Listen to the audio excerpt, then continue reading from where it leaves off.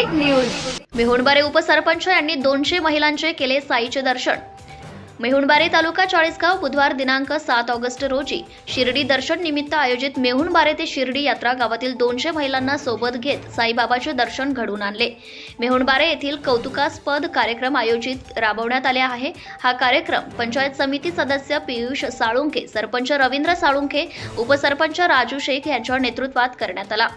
उपसरपंच राजू शेख यांनी स्वखर्चाने 200 महिला तथा 100 पुरुषांना 27 ओमिनी व्हॅनमध्ये भाविकांना साई दर्शन करून आणले। त्यांची उत्तम जेवणाची सोय असो की अन्य काही इतर सर्व खर्च स्वखर्चाने राजू शेख यांनी केलाय। त्यांची निर्मल व पवित्र स्वभावाची जळगाव जिल्हा पंचक्रोशीत कौतुक होत आहे, तसेच अभिनंदनाचा वर्षाव होत आहे। Ashfaq Shaikh, Mehunbare. Subscribe now and press the bell icon. Never miss an update.